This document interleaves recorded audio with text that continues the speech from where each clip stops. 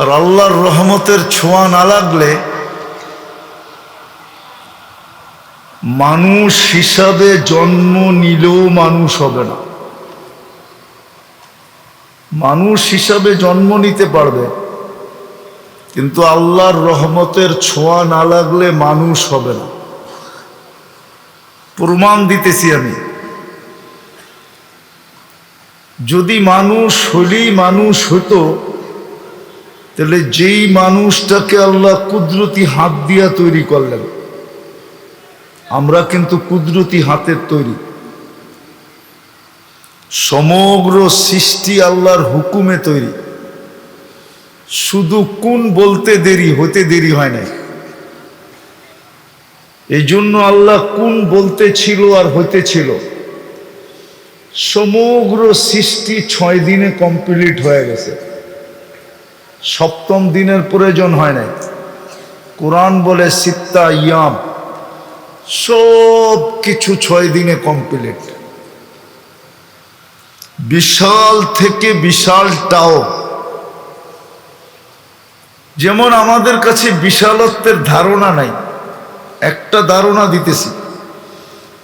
মুসা আলাইহিস সালাম কখনো আল্লাহকে জিজ্ঞাসা করছিলেন, এই বিশাল বিশাল সৃষ্টি যদি আপনাকে না মানে তো কি করবেন? তো আল্লাহ প্রতি উত্তরে বলছিলেন, ইন্নী খলাকতু মালাইকাতান, আমি একজন ফেরেশতা তৈরি করে রাখছি। লাউ আমারতুহু আন ইয়াকুলাস সামাওয়াতি ওয়াল আরদ ওয়া মা ফিহিন্না, আকাশ জমিন এর ভিতরে যা কিছু আছে, এমনকি আকাশ ও জমিনও, সমগ্র সৃষ্টি যদি আমি খাইতে বলি তো লা আকালা বিলুকমা, এক লোকমা বানায়া ভিতরে নিয়ে নিল। ওটাও 6 দিনের অন্তর্ভুক্ত। আল্লাহর আরশটাও 6 দিনের অন্তর্ভুক্ত, কুরসিটাও 6 দিনের অন্তর্ভুক্ত। কিন্তু আপনাকে আমাকে তৈরি করছেন 10 মাস সময় নিয়ে, কুদরতি হাত দিয়া 10 মাস সময় নিয়ে। মনোযোগ কিন্তু, নাহলে আমি যা বুঝাইতে চাইতেছি এটা বুঝে আসবে না। আমি একটা জিনিস বুঝাইতে চাইতেছি, আল্লাহ করুক আমারও বুঝে আসুক, আপনাদেরও বুঝে আসুক, তাইলে কাজে দিবে। তো যেটা বলতেছিলাম, মানুষ মানুষ হিসাবে জন্ম নিলেই মানুষ হয় না। আর মানুষ না হওয়া ব্যতীত আল্লাহর কাছে কোনো দামও হয় না। মানুষ আল্লাহর কাছে দামি হবে কখন? যখন সে পারফেক্ট মানুষ হবে। তখন দেখা যাবে একজনের জন্য ফেরেশতা আসবে। কয়জনের জন্য? মানে আপনারা আমার কথা বোঝেন টোঝেন না, ঠিক না? বোঝেন? হ্যাঁ, কয়জনের জন্য ফেরেশতা আসবে? প্রমাণ দিব, হাদিস থেকে প্রমাণ দিতেছি। সাহাবী রাসূলকে ডাকাতে ধরছে। ডাকাতের প্রথম দাবি ছিল তোমার মাল নিব। তো উনি খুশি খুশি বলতেছিলেন, নিয়ে নাও। বলছে আমার স্বভাব শুধু মাল নেওয়া না, যার মালটা নিব তাকেও হত্যা করব। বলছে করো, তাইলে তো আল্লাহর কাছে পৌঁছা সহজ হবে, সহজে আল্লাহর কাছে চলে যাব। তুমি হত্যা করবে, আমি আল্লাহর কাছে চলে যাব। তো ডাকাত জিজ্ঞাসা করছে, তোমার কোনো আশা? বলছে একটা আশা আছে, যদি তুমি পূরণ করতে দাও। বলছে সেটা কি? 2 রাকাত নামাজ পড়ব। বলছে পড়ো। তো 2 রাকাত নামাজে সেজদা কয়টা? কয়টা? চতুর্থ সেজদায় যায়, সর্বশেষ সেজদা, চতুর্থ সেজদায় যায় একটা চিৎকার দিছে, ইয়া ওয়াদুদ ইয়া দাল আরশিল মাজিদ ইয়া ফাআলাল লিমা ইউরিদ আসআলুকা বিইজ্জাতিকা আল্লাতী লা তুরাম ওয়া বিমুলকিকা আল্লাযী লা ইউযাম অবিনুরিকাল্লাযী মালা আরকান আরশিক ইয়া মুগীস আগিসনি। চিৎকার দিতে দেরি, চতুর্থ আকাশ থেকে ফেরেশতা নির্বাচিত হইতে দেরি হয় নাই। আমি কিন্তু শর্ট করতেছি, হাদিস শর্ট করতেছি, আরো লম্বা ছিল। চতুর্থ আকাশ থেকে ফেরেশতা নির্বাচিত হইতে দেরি হয় নাই। দ্বিতীয় চিৎকার যখন দিছে তো ওই ফেরেশতা 4 আকাশ অতিক্রম করতে দেরি হয় নাই। তৃতীয় চিৎকার যখন দিছে তো তার পাশে আইসা ডাকাতকে জাহান্নামে পাঠাইতে দেরি করে নাই। জাহান্নামে পাঠায়া দিয়ে অপেক্ষা করতেছিল, এ সালাম ফিরাবে। তো যখন সালাম ফিরাইছে ডান দিকে, তো দেখতেছে সুদর্শন যুবক দাঁড়ানো, চেহারা যেন 14 তারিখের চাঁদকে হার মানায়, ঠোঁটে মুস্কি মুস্কি হাসি, উলঙ্গ তরবারি হাতে। তো জিজ্ঞাসা করছে তুমি কে? সাহাবী রাসূল জিজ্ঞাসা করছে তুমি কে?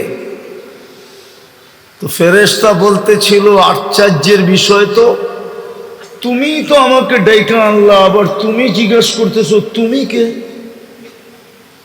তুমি তো আমাকে ডাইকা আনলা।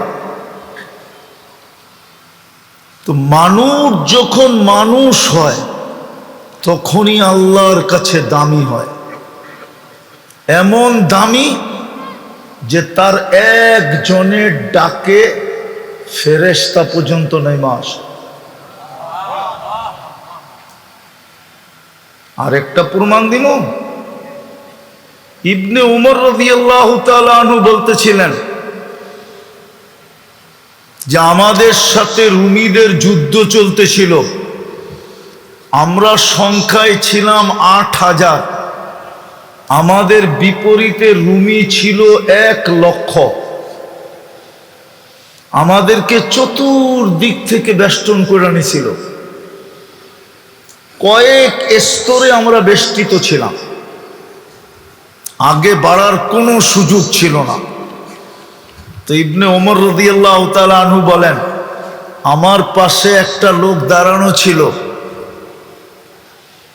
বিলকুল হ্যাংলা পাতলা, ক্ষুধায় কাতর, ছিঁড়া ফাড়া গায়ে জামা, শরীরে ছিঁড়া ফাড়া কাপড়, পায়ে নাই জুতা, তরবারি রাখার মতো নেয়ামও নাই। দেখলাম উপর দিকে তাকায় জানি কি বলতেছে, বলছে আমি কান পাইতা শুনলাম ও কি বলতেছে। তো শুনলাম ক্ষীণ আওয়াজে বলতেছে, ইয়া রাব্বা মুহাম্মদ, ও মুহাম্মদুর রাসূলুল্লাহর রব, উনসুর উম্মতা মুহাম্মদ। এখনো কি উম্মতে মুহাম্মাদের সাহায্যের সময় আসে নাই? বলে সে বলতে দেরি ইবনে ওমর রাদিয়াল্লাহু তাআলা আনহু কসম খায়া বলতেছে, আমি দেখলাম আকাশটা ফাটা গেল, একজন অশ্বারোহী বাহির হলো, প্রথম একজন বাহির হলো, সাদা পাগড়ি, সাদা ঘোড়া, সাদা পোশাকে, কলেমার ঝান্ডা হাতে, আমাদের দিকে ছুটতে শুরু করলো। তার পিছে সিরিয়ালে একের পর এক বাহির হতে থাকলো। বলে চোখের পলকে প্রথম জন আমার মাথার উপরে চলে আসলো, আয়েশা একটা চিৎকার দিল, আবশির ইয়া উম্মত মুহাম্মদ, জাআ নুসরা রাব্বা মুহাম্মদ। ও উম্মতে মুহাম্মদ, সুসংবাদ গ্রহণ করো, তোমাদের রবের সাহায্য চলে আসছে। ভালো মতে মনোযোগ। ইবনে ওমর রাদিয়াল্লাহু তাআলা আনহু বললেন, আমি সামনের দিকে তাকাইলাম যে রুমিদের কি অবস্থা।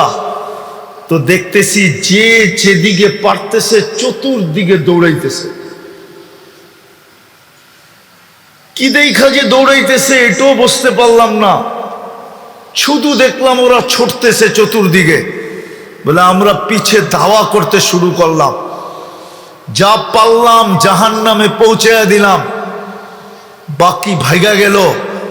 গনিমতের মাল জমা করে পাহাড় বানায় দিলাম, ময়দানে আমরা বিজয় লাভ করলাম। একজনের কথায় ফেরেশতা।